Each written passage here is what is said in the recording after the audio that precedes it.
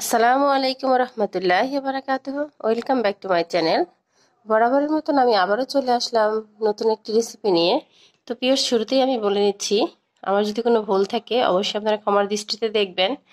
তো প্রিয়, আজকে আমি ডিম এবং ফুলকপি দিয়ে একটা রেসিপি রান্না করব। তো চলুন দেখা যাক কি কি লাগছে।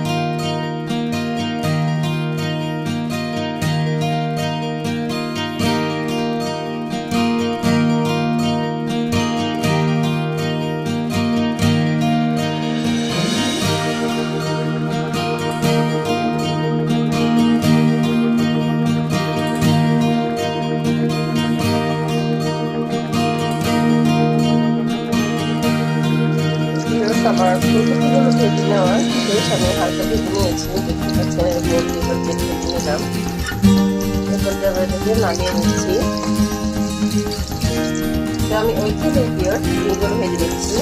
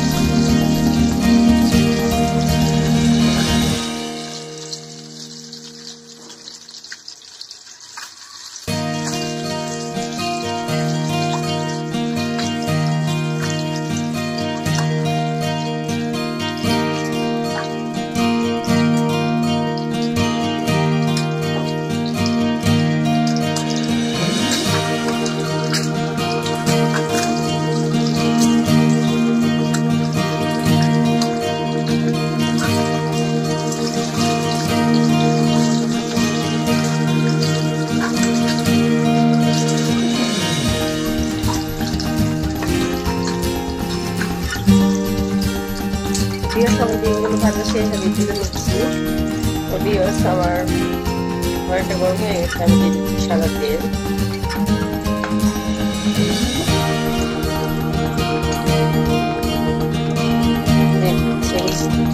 মশলাগুলো এই পর্যায়ে দিয়ে দিচ্ছি পেঁয়াজ কুচি। পেঁয়াজ কুচি দিয়ে ভালো করে ভেজে নিতে হবে।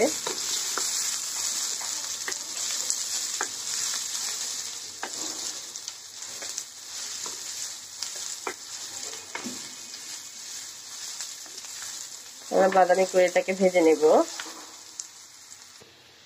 তো ভিউয়ার্স, আমার বাদাম ইয়েটা ভেজে হয়ে গেছে বাদামি করে, দেখতেই পাচ্ছেন।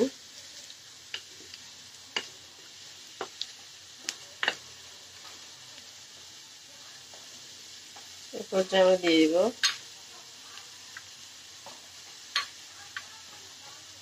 আদা রসুন পেস্ট। দিয়ে এটাকে খুব ভালো করে মিশিয়ে নিতে হবে।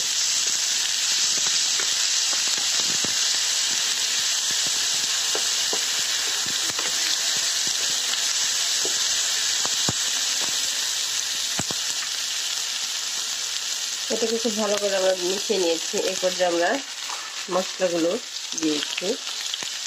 মশলাগুলো পরিমাণ মতো নিয়েছি আমরা রান্নার জন্য, আপনারা আপনাদের পরিমাণ মতো নিয়ে নেবেন। আর মশলাটা তেলের মধ্যে দিলে অসম্ভব সুন্দর একটা কালার আসে। এই পর্যায়ে আমি দিয়ে দিচ্ছি সামান্য কিছু পানি মশলাটা কষানোর জন্য।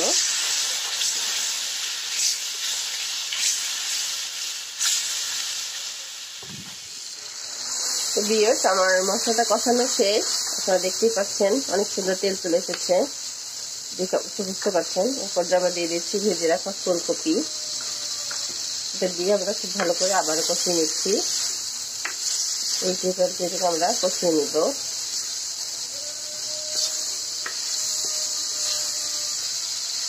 এটাকে আমরা উল্টে পাল্টে কষিয়ে নিচ্ছি।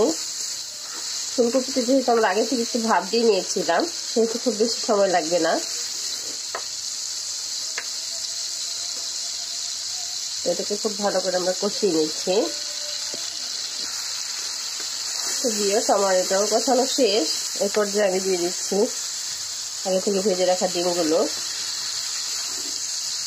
দিয়ে আমরা আবার কিছুক্ষণ উল্টে পাল্টে খুব ভালো করে কষিয়ে নেব। তো ভিউয়ার্স, আমার কষানো শেষ। আপনারা দেখতে পাচ্ছেন আমার কষানো তেল চলে এসেছে। এই পর্যায়ে আমি দিয়ে দিচ্ছি কিছু পানি অ্যাড করে দিলাম।